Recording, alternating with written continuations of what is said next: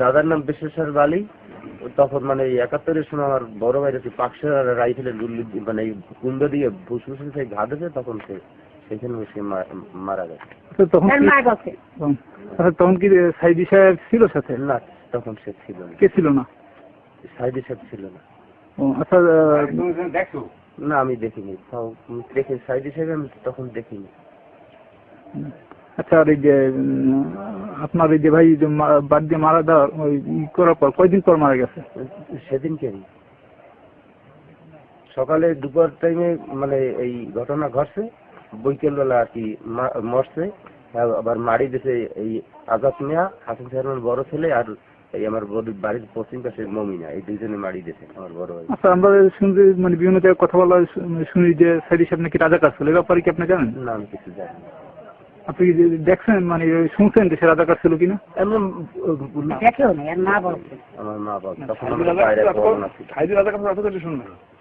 রাইফেলে যখন ঘাত হয়েছে বুকের উপর, তখন আমার দাদার ওই কাশের সাথে সাথে রক্ত বাইরে। কারা ঘাত দিচ্ছে রাইফেল দিয়ে? পাকসেনারা।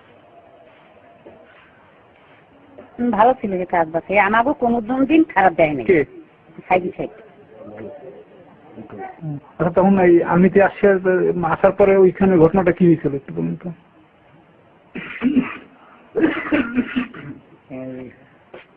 আর্মি করে মারছে। মারার পর কি ওই দিনই মারা গেছে না তারপর দিন মারা গেছে, এটা কি জানেন কিছু? পরদিন ওই দিন এটা আবার ওই প্রতিনিধি আমার ওই সব। আচ্ছা, এর সাথে কি সাইদি জড়িত ছিল বললে আপনি জানেন? না না, কি না মানে সাইদি জড়িত ছিল কিনা সেটা একটু বলেন তো। সাইদি এই ঘটনার সাথে কি জড়িত ছিল?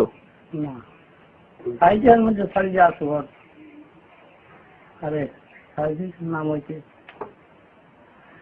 সাইজের মধ্যে নেই। আমার নাম রবীন্দ্রনাথ তালুকদার। আমি মিথ্যে কথা বলতে পারবো না। আপনি সেটা পুরোটা বলেন কি আছে যুদ্ধ যখন